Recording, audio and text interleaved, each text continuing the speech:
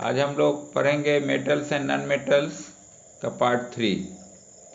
इस चैप्टर में हम 3 पार्ट में इसको डिवाइड किए हैं। फर्स्ट पार्ट में था फिजिकल प्रॉपर्टीज ऑफ मेटल्स, इसमें हम लोग दोनों का फिजिकल प्रॉपर्टी देखे थे। सेकेंड पार्ट में हम लोग पढ़े हैं केमिकल प्रॉपर्टीज, इसमें हम लोग reaction with oxygen and water का स्टडी किए। और थर्ड पार्ट में जो रेस्ट पार्ट बचा हुआ केमिकल प्रॉपर्टी का, इसमें reaction with acids with metals, reaction of acid with metals, displacement reaction, usage of metals and non metals हम लोग पढ़ेंगे। तो reaction with acids, how do metals react with acids, metal का reaction acids के साथ कैसे होता है। तो इसके लिए एक्टिविटी भी है, एनसीईआरटी बुक में भी आप देख सकेंगे कि हम लोग टेस्ट ट्यूब ले लेते हैं और टेस्ट डाइल्यूट एसिड्स ले लेंगे, hydrochloric acid, sulphuric acid, dilute लेंगे, कंसनट्रेटेड नहीं। अब सपोज हमने 3-4 टेस्ट ट्यूब में 2 में सपोज हमने रख दिया डाइल्यूट हाइड्रोक्लोरिक एसिड, 2 में डाइल्यूट सल्फ्यूरिक एसिड, और फिर हम लोग उसमें मैग्नीशियम है, जिंक है। मैग्नीशियम से आप परिचित हैं क्योंकि मैग्नीशियम रिबन आपने क्लास 7 में यूज किया है, उसको जलाया है।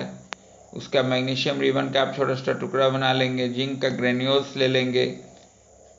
आप क्या करेंगे, एक टेस्ट ट्यूब में मैग्नीशियम मेटल डाल देंगे, दूसरे में जिंक डाल देंगे, हाइड्रोक्लोरिक एसिड होगा दोनों। फिर सल्फ्यूरिक में भी आप एक में मैग्नीशियम डाल देंगे, दूसरे में सल्फ्यूरिक डाल देंगे, नहीं सॉरी, दूसरे में डाल देंगे जिंक। आप ऑब्जर्व करेंगे तो आप पाएंगे कि इफर्विसेंस होता है, बबल्स का फॉर्मेशन होगा। इट मीन्स रिएक्शन स्टार्ट हो गया, एक गैस का इवोल्यूशन होगा। जहाँ भी बबल्स फॉर्मेशन हो, बुलबुला निकले, इसका मतलब कोई गैस निकल रहा है। अब वो कौन सा गैस है, तो इसकी जांच करने के लिए आप अगर जलता हुआ मैचस्टिक ले जाते हैं उसके माउथ पे, टेस्ट ट्यूब के माउथ पे, तो वो पॉप साउंड आप सुनेंगे। वो गैस जलता है विथ ए पॉप साउंड, और ये हाइड्रोजन की पहचान है। This is identification for hydrogen gas. So when you bring a burning matchstick near the tube, the gas burns with a pop sound and it shows the hydrogen gas is evolved.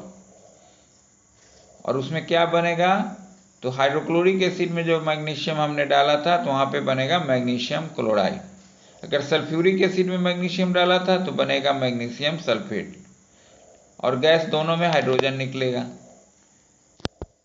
अगर zinc है तो zinc को अगर आपने hydrochloric acid में डाला तो बनेगा जिंक क्लोराइड, और सल्फ्यूरिक एसिड में डाला तो बनेगा जिंक सल्फेट, लेकिन हाइड्रोजन दोनों में निकलेगा। आप यहाँ देखिए, मैंने 2 रिएक्शन को यहाँ पे कोट किया हूँ। पहला में है reaction of magnesium metal with dilute hydrochloric acid, आप इसको नोट भी करेंगे। Magnesium chloride and hydrogen gas are form when magnesium react with dilute hydrochloric acid। इसका केमिकल इक्वेशन देख लीजिए, Mg plus 2HCl MgCl2 plus H2। ये 2HCl क्यों लिखा हुआ है, to balance the chemical equation. Zinc के साथ देखिए, reaction of zinc with dilute sulfuric acid, when zinc react with dilute sulfuric acid, zinc sulfate and hydrogen gas are formed। और ये मेथड है लेबोरेटरी में हाइड्रोजन गैस बनाने का। अगर हाइड्रोजन गैस बनाना हो लेबोरेटरी में तो इस मेथड को भी हम लोग यूज करते हैं। इसका केमिकल इक्वेशन क्या है, Zn plus H2SO4, ZnSO4 plus H2।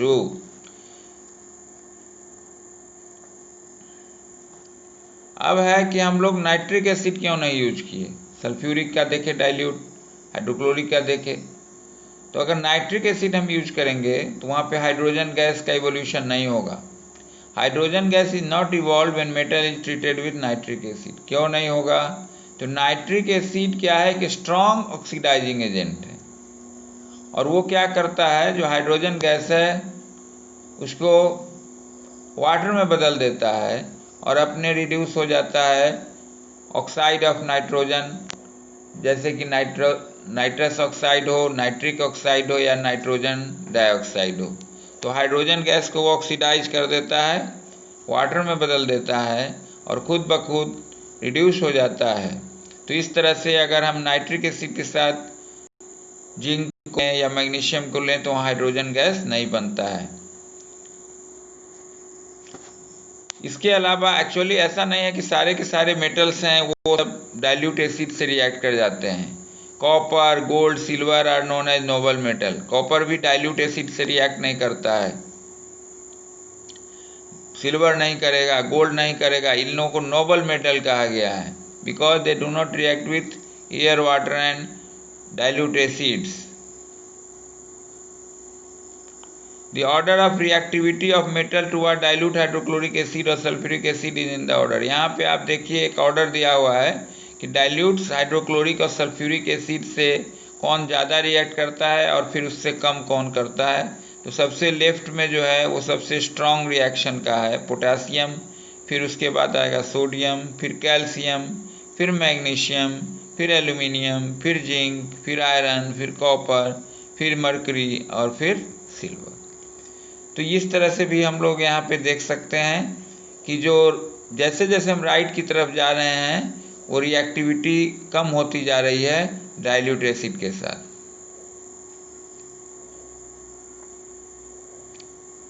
अब हम लोग एक रिएक्शन यहाँ पे देखेंगे, एक और एक्टिविटी एनसीईआरटी में है जिसमें हम लोग जैसे कॉपर सल्फेट, हम लोग कॉपर सल्फेट लेते हैं, ब्लू कलर का आता है, उसको टेस्ट ट्यूब में घोल लेते हैं और उसमें कुछ आयरन नेल्स डाल देते हैं। दूसरे टेस्ट ट्यूब में अगर आप कॉपर सल्फेट ले लेते हैं और उसमें आप जिंक डाल दीजिए।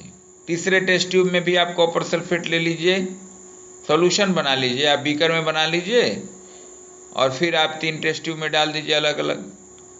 एक में आप आयरन डाल दीजिए, आयरन नेल्स डाल दीजिए, दूसरे में आप जिंक डाल दीजिए, तीसरे में आप मैग्नीशियम डाल दीजिए और ऑब्जर्व करिए। थोड़ी देर रुकिए, आप ऑब्जर्व करेंगे कि जिसमें आपने आयरन डाला था वहाँ का कलर क्या हो जाएगा, वो ग्रीन हो जाएगा सॉल्यूशन का, और जिसमें जिंक और मैग्नीशियम डाला था उसका कलर फेड हो जाएगा, वो ब्लू कलर से अब धीरे धीरे कलरलेस हो जाएगा। तो ऐसा क्यों होता है? ऐसा इसलिए होता है जो रिएक्टिव मेटल हैं या जो मोर रिएक्टिव मेटल हैं, इट इज बेटर टू से, वो लेस रिएक्टिव मेटल के कंपाउंड के सॉल्यूशन से उसको डिस्प्लेस कर देते हैं और इसी रिएक्शन का नाम है डिस्प्लेसमेंट रिएक्शन। तो अगर हम लोग इसको डिफाइन करें तो कैसे डिफाइन करेंगे? The reaction in which a more reactive metal displaces a less reactive metal from its salt solution is called displacement reaction। जैसे यहाँ आप देख लीजिए आयरन है, तो आयरन क्या कर रहा है? कॉपर सल्फेट, कॉपर सल्फेट क्या है? कॉपर का साल्ट है, इसको सॉल्यूशन बना दिया। तो कॉपर सल्फेट के सॉल्यूशन में जब आयरन डाला गया तो आयरन ने क्या किया? कॉपर को वहाँ से डिस्प्लेस करके और खुद उससे कंबाइन करके क्या बना लिया? Iron sulphate. तो क्यों ऐसा होता है? अगर इसका अपोजिट आप कर लीजिए, आप आयरन सल्फेट का सॉल्यूशन बना लीजिए और कॉपर उसमें डालिए, कोई रिएक्शन नहीं होगा, नो रिएक्शन टेक्स प्लेस। क्यों ऐसा होगा? क्योंकि कॉपर आयरन से लेस रिएक्टिव है, इसलिए रिएक्शन नहीं होगा। हम और भी एग्जाम्पल देखते हैं। यहाँ देखिए, आप एक और एग्जाम्पल देखिए। हम सिल्वर नाइट्रेट का सॉल्यूशन बनाएंगे, जबकि सिल्वर क्या है? नोबल मेटल में आता है। कॉपर भी आ जाता है, कॉपर पूरा नोबल नहीं है लेकिन कॉपर भी कम रिएक्टिव। अब यहाँ सिल्वर नाइट्रेट का अगर आप सॉल्यूशन बनाते हैं और उसमें आप कॉपर का टर्निंग डालते हैं, कॉपर का टर्निंग आता है, तो वहाँ पे क्या होता है कि कॉपर सिल्वर को डिस्प्लेस कर देता है क्योंकि वो सिल्वर से ज़्यादा रिएक्टिव है और बना लेता है कॉपर नाइट्रेट। और जो जो सिल्वर डिस्प्लेस होगा वो आपको कॉपर टर्निंग के ऊपर आ जाएगा। अब इसी को आप पूरा समझ लीजिए फिर से। When copper is dipped in the solution of silver nitrate, it displaces silver and forms copper nitrate. तो यहाँ पे क्या कर रहा है, कॉपर सिल्वर को डिस्प्लेस कर दे रहा है और बना रहा है कॉपर का कंपाउंड, कॉपर का साल्ट, कॉपर नाइट्रेट। तो ये कैसा रिएक्शन हुआ, डिस्प्लेसमेंट रिएक्शन हुआ। लेकिन अगर आप इसी में कॉपर सल्फेट ले लीजिए, कॉपर सल्फेट का सॉल्यूशन बना लीजिए आप और उसमें सिल्वर मेटल डाल दीजिए, अब ऑब्जर्व कीजिए कोई रिएक्शन नहीं होगा। क्यों नहीं होगा, क्योंकि silver is less reactive than copper. तो किसी भी साल्ट सॉल्यूशन में अगर उससे उस मेटल का जो साल्ट सॉल्यूशन आपने लिया है, जैसे कॉपर सल्फेट लिया या आयरन सल्फेट लें या जिंक सल्फेट लें या सिल्वर नाइट्रेट लें, तो उसमें जो मेटल आप डाल रहे हैं उसके सॉल्यूशन में, वो अगर उस साल्ट मेटालिक साल्ट के मेटल से ज़्यादा रिएक्टिव है तब वो उसको डिस्प्लेस करेगा, अन्यथा कोई रिएक्शन नहीं होगा। तो यहाँ पे मैं बताया कि silver metal does not react with copper sulphate solution because silver is less reactive than copper and not able to displace copper from its salt solution. अब देखिए इक्वेशन फॉर्म में Ag सिल्वर का सिंबल है plus CuSO4, क्या हो रहा है, no reaction. तो इस तरह से कई एग्जाम्पल के माध्यम से हमने डिस्प्लेसमेंट रिएक्शन को भी समझ लिया है। अच्छा, जब हम लोग बात कर रहे थे एसिड के साथ तो कहे कि सर आप मेटल्स का बताएं, नॉन मेटल का नहीं बताया। तो non metal generally do not react with the dilute acid, इसलिए उसको हमने यहाँ पे कोट नहीं किया। अब हम लोग देखते हैं यूजेज। ऐसे तो इसका वाइड यूज है मेटल्स और नॉन मेटल्स का हमारे डे टू डे लाइफ में, जिधर आप देखेंगे उधर ही यूज नज़र आएगा। फिर भी हम लोग कुछ इंपॉर्टेंट यूज को यहाँ पे कोट कर रहे हैं। पहला है metals are generally use in making of machines. जितना भी आप देख रहे हैं मशीन हो, लाइट मशीन, हैवी मशीन हो, सिंपल मशीन हो, सब में मेटल का ही यूज होता है। आयरन का यूज हो, कॉपर का यूज हो, ऑटो गाड़ियाँ हैं उनको बनाने में, एरोप्लेन्स को बनाने में, कार्स को बनाने में, इवन सैटेलाइट्स को भी बनाने में मेटल्स का यूज होता है। Some metals are use in making wires like copper. Copper का यूज होता है वायर में क्योंकि डक्टाइल है और गुड कंडक्टर ऑफ इलेक्ट्रिसिटी है, इसलिए कॉपर वायर, वायरिंग में जितना भी आप देख रहे हैं कॉपर वायर। आउटसाइड वायरिंग जो होता है पोल पे ट्रांसमिशन का, वो एल्युमिनियम का होता है। क्योंकि कॉपर कॉस्टली है तो एल्युमिनियम भी डक्टाइल है और इसके साथ साथ वो भी गुड कंडक्टर ऑफ इलेक्ट्रिसिटी है। तो दोनों का यूज होता है। घर के अंदर की वायरिंग होगी, डोमेस्टिक वायरिंग सर्किट की, तो कॉपर वायर यूज होता है, और आउटसाइड का जो वायरिंग है ट्रांसमिशन लाइन का, उसमें एल्युमिनियम वायर यूज होता है। इसके अलावा आप यूटेंसिल को देख लीजिए, मैक्सिमम यूटेंसिल जो है एल्युमिनियम का बना होता है या उसके एलॉय का बना होता है। इसके अलावा जो कुछ मेटल्स हैं जो बहुत शाइनी हैं, उनका यूज ऑर्नामेंट्स बनाने में होता है। जैसे गोल्ड और सिल्वर आप जान ही रहे हैं, गोल्ड का ऑर्नामेंट्स, गोल्ड कितना कॉस्टली है क्योंकि उसमें लस्टर है, चमक है। सिल्वर भी है, दोनों का हम लोग बहुत ज़्यादा ऑर्नामेंट के रूप में यूज करते हैं। तो चारों तरफ आप देखिए आयरन को बैकबोन ऑफ इंडस्ट्री कहा गया है, क्योंकि कोई भी इंडस्ट्री सेटअप होगा तो आयरन की आवश्यकता है। बिल्डिंग बनाएंगे आयरन रॉड लगेगा, ब्रिज बनाएंगे वहाँ आयरन लगेगा, हर जगह आयरन की आवश्यकता होती है। तो आयरन का आप देख रहे हैं पूरा इंफ्रास्ट्रक्चर में, रेलवे लाइंस में, ट्रैक में आयरन ही है, रेलवे का कंपार्टमेंट बनाने में आयरन ही है। तो आप चारों तरफ आप देख सकते हैं कि मेटल्स का यूज होता है। अब हम लोग नॉन मेटल्स की बात करें। नॉन मेटल्स भी आप सबसे इम्पोर्टेंट जो है कि हम लोग का जो लिविंग और नॉन लिविंग रेस्पायर करते हैं, कौन गैस करते हैं बताइए, ऑक्सीजन। ऑक्सीजन ना हो तो क्या लाइफ पॉसिबल होगा, नहीं होगा। तो the oxygen necessary for all living beings to survive is a non metal. अब देख लीजिए ये नॉन मेटल है और सबके सर्वाइवल के लिए ये आवश्यक है। सम नॉन मेटल्स, अब यहाँ पे हम लोग कुछ स्पेसिफिक जो यूज है नॉन मेटल्स का, जैसे फर्टिलाइजर बनाते हैं, एमोनिया वाला जो फर्टिलाइजर है यूरिया, या मिक्सचर आता है NPK का आता है, DAP आता है डायमोनियम फॉस्फेट, ये सब में नाइट्रोजन होता है और वहाँ हम लोग नाइट्रोजन का फर्टिलाइज़र बनाते हैं जो वो नाइट्रोजन पौधे को उपलब्ध कराए। Some non metals are use for water purification. Water को प्योरीफाई करने में भी नॉन मेटल का यूज होता है, जिसमें इम्पोर्टेंट का नाम आता है किसका, क्लोरीन का। क्लोरीन का यूज होता है, क्लोरीनेशन करते हैं वाटर को तो वाटर का जर्म फ्री कर देते हैं, क्लोरीन टैबलेट भी आता है। ब्लीचिंग पाउडर का नाम आपने सुना होगा, कैल्शियम ऑक्सीक्लोराइड COCl2, उसमें भी क्लोरीन है। और जब ब्लीचिंग पाउडर को कहीं भी आप यूज करते हैं, छोड़ते हैं ओपन में, कि क्लोरीन गैस उससे निकलता है जो कि एक गुड जर्मिसाइडल है। Some non metals are use antiseptic. Antiseptic, जहाँ कट वट कहीं कट गया, कहीं कुछ खरोंच आ गया तो वहाँ भी हम मेडिसिन यूज करते हैं। एक आयोडीन होता है, आयोडीन को